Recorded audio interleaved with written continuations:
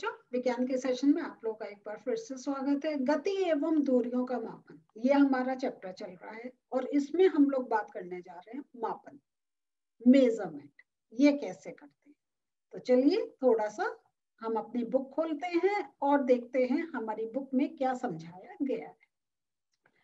बच्चों, अब हम लोग कुछ मापन की बात कर रहे हैं। हमने इससे पहले वाले सेशन में देखा था कि कैसे डोरी के हेल्प से, गिल्ली डंडे के हेल्प से हम लोग अपने चीजों को मापन करने का टीचर एक सुझाव दे रहे थे और उसमें हम देख रहे थे कि फिर हमें ये लगा कि अगर हम सिंपल एक क्या करें, एक अपना स्केल ही ले ले, उससे माप ले, है ना।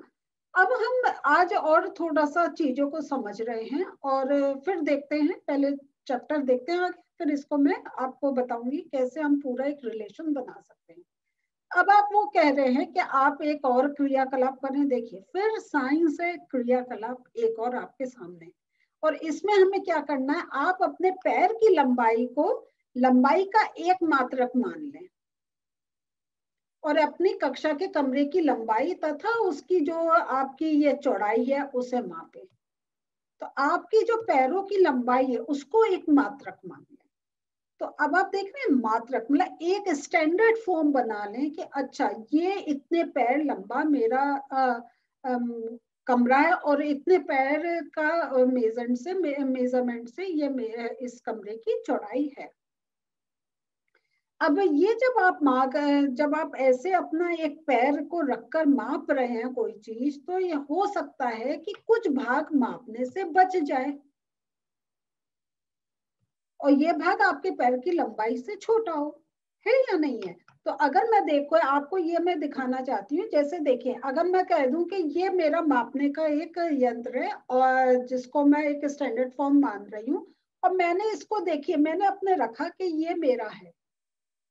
अब आप देख रहे हैं मेरी उंगली को, इधर देख रहे हैं, जगह बच रही है ना, ये यहां तक आ रहा है और फिर मेरा यहां से ये इतना पार्ट बच रहा है। अब मैं इसको कैसे करूं, क्योंकि मैंने तो इसको एक मात्रक माना है कि ये कितना है। तो मैं अगर अपने हाथ की लंबाई की बात करूं तो मैं कहूंगी क्या है, ये एक पेन के बराबर है। पूरा नहीं आ रहा, एक पेन से थोड़ी लंबी है। अब थोड़ी कितनी लंबी है या नहीं है। तो अगर हम उस पर कोई मेजरमेंट नहीं लिखा है और हम ऐसे किसी चीज को मान ले रहे हैं कि ये एक हमारे स्टैंडर्ड फॉर्म है, तो हमारा ये एक परेशानी हो सकती है।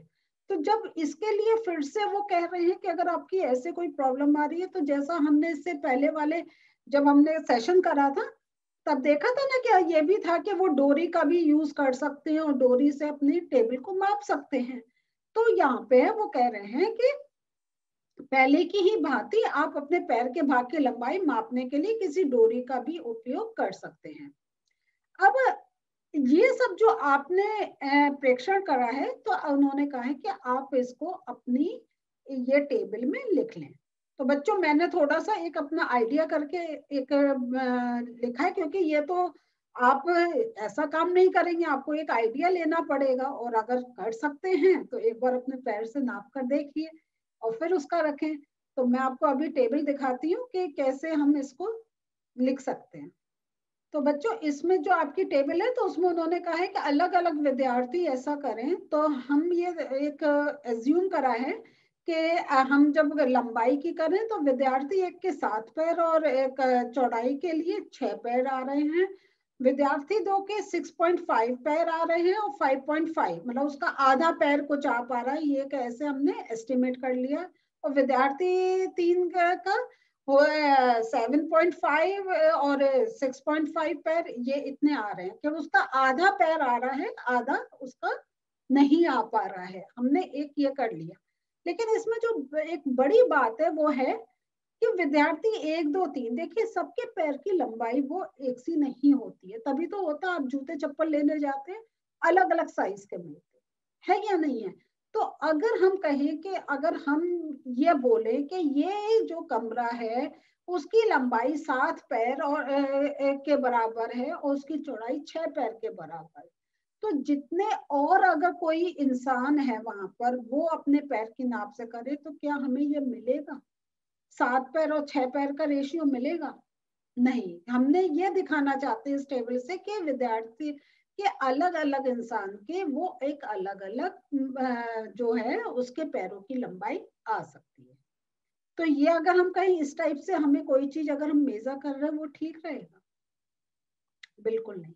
चलिए आगे चलते हैं और देखते हैं हमारी बुक में और क्या बताया है। अब हम लोग क्रियाकलाप 2 करते हैं और वो क्या करते हैं, ये एक आप समूह में कार्य कीजिए और आप अपने क्या है प्रत्येक अपने बालिश का मानक मात्रक मानकर, अब यहाँ पे क्या आ गया आपका बालिश का, उसको अपना मानक मात्रक मानकर अपनी कक्षा के कमरे में रखी मेज अथवा डेस्क की चौड़ाई आप मापें। तो अपने हाथ आप रखें, ठीक है, ऐसे, और आपको ये पिक्चर में दिखाया, और जैसे हम कोई चीज है तो हम जैसे होता है बालिश से नापते हैं ना कि कितना बड़ा है क्या है। तो ये तो अभी मैं ऐसे मेजर कर रही थी, अगर मैं इस पेन का करूं तो ये मेरे क्या है, ये अगर, तो मैं इसको पूरा एक बालिश नहीं बोल सकती हूँ, है ना। देखिए मेरी ये उंगली निकल रही है, तो ये बालिश एक पूरा होता है, तो इससे आप माप करें, ठीक है।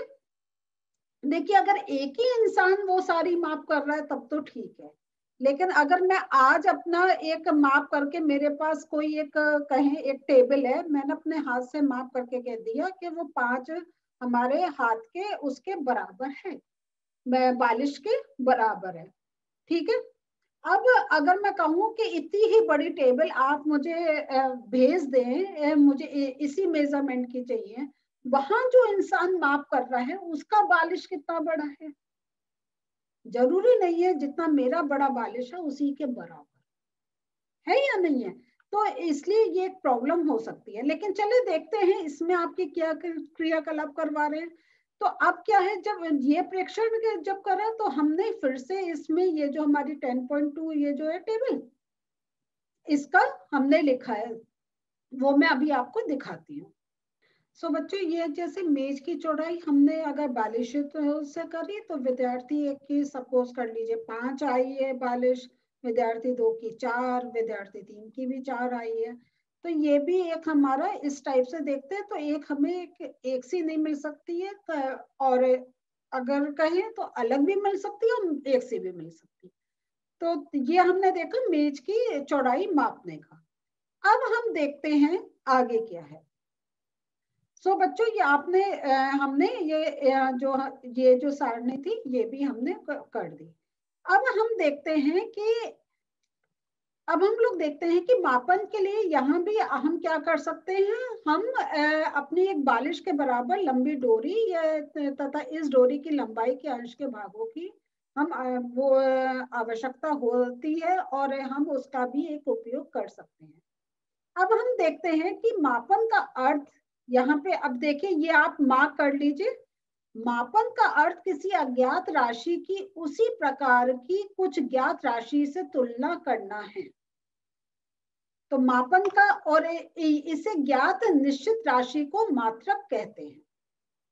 तो ये आपका ये बहुत इंपॉर्टेंट है कि जो मापन का अर्थ क्या है कि किसी अज्ञात राशि का उसी प्रकार की कुछ ज्ञात राशि से हम तुलना करें कि तो ये देखिए अज्ञात राशि का और ज्ञात राशि का, कि हम जैसे ये जानते हैं, हमने एक ये जान लिया एक बालिश, तो ये हमारी एक ज्ञात हो गई। अब हम किसी टेबल को जब मेजर कर रहे हैं वो हमारी एक अज्ञात राशि है जिसको हम अब मेजर करके पता कर रहे हैं। और किसी माप का अगर हम कहें, एक और इम्पोर्टेंट पॉइंट आपके सामने आ रहा है कि परिणाम जो होते हैं वो 2 भागों में व्यक्त किया जाता है।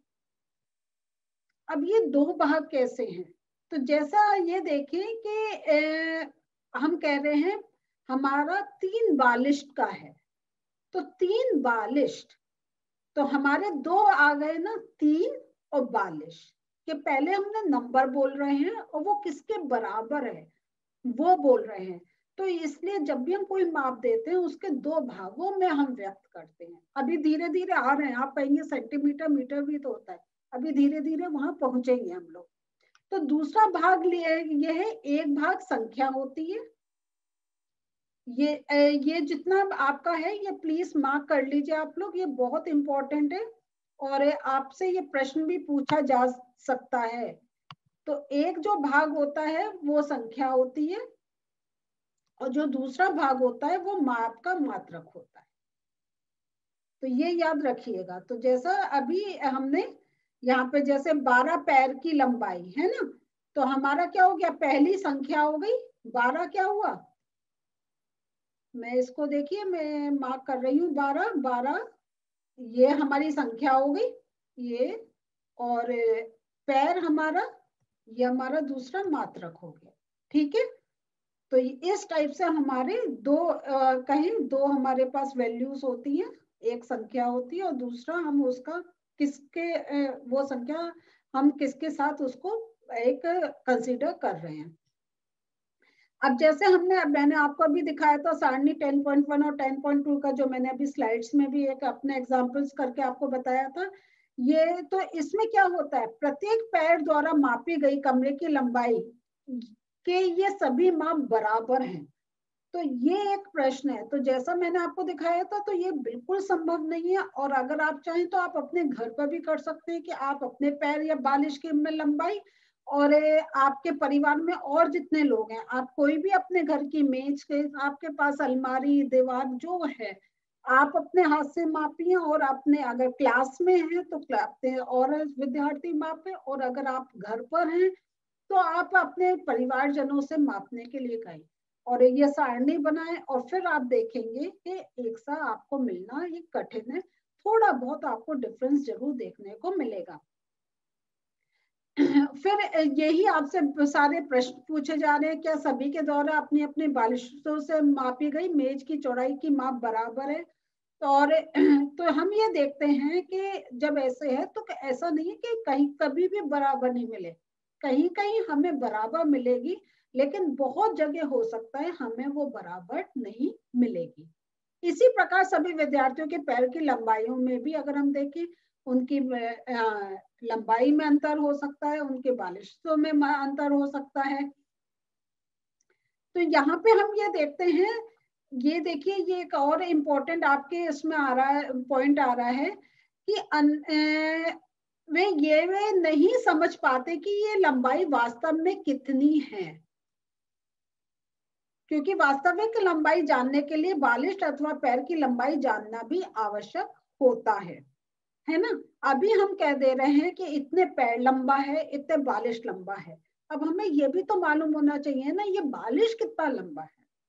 तो और लेकिन ये सब जो हम बालिश की बात कर रहे हैं, पैरों की कर रहे हैं, ये मैं फिर कहूंगी कि अभी आपको ये सिर्फ ये बता रहे हैं कि पहले लोग कैसे करते थे। और आजकल भी क्या होता है कि अगर अगर हमें दूसरी चीज मापनी है तो, और हमारे पास कुछ मेजरिंग का नहीं है, हम सिंपल अपना ये बालिश तो अभी भी कॉमन है, हम तुरंत नापते हैं। तो अगर हम एक चीज माप रहे हैं और उसके रेशियो में दूसरी चीज देखना चाह रहे हैं, तब वो काफी कुछ एक ठीक हो सकता है। लेकिन दो व्यक्ति अलग अलग एक मापे से एक ही वस्तु को वो एक सा माप मिले, ये बड़ा कठिन है। और उसमें थोड़ा बहुत डिफरेंस हमें देखने को मिलता है। तो हम ये देखते हैं कि मापन के कुछ ऐसे मात्रकों की हमें आवश्यकता है जो सभी व्यक्तियों के लिए समान हो। ठीक है, अब वो जो मानक मात्रक वो क्या है, वो मैं नेक्स्ट सेशन में लूंगी। और आप थोड़ा जानते भी हैं वो कौन से मानक मात्रक है, लेकिन हमें उसके बारे में और थोड़ा समझना होगा। तो अगले सेशन में वो कौन से मापन के मानक मात्रक हैं जो अगर हम कहें कोई भी यूज करे वो सेम रहेंगे, वो हम नेक्स्ट सेशन में पढ़ेंगे। तो बच्चों आज हम लोगों ने क्या देखा, हमने थोड़े से पुराने और मेथड देखे जिनसे वो मात्रा हम कुछ एक मेजर करते हैं। और वो अगर कहें वो जो पुराने मेथड हैं वो अभी भी कहीं कहीं चलन में है, जब हमारे पास कुछ होता नहीं और हमें एकदम कुछ करना होता है। जो एक हमारा स्टैंडर्ड फॉर्म है, कोई स्केल कोई टेप अगर नहीं है तो हम एकदम उनका यूज करते हैं। लेकिन अगर हमें एक पूरा एग्जैक्ट मेजरमेंट चाहिए तो उसके लिए हमें कुछ एक स्टैंडर्ड फॉर्म चाहिए होगा। वो क्या होगा वो नेक्स्ट सेशन में देखेंगे। तो इंतजार करिए नेक्स्ट सेशन का, मिलते हैं फिर से, बाय।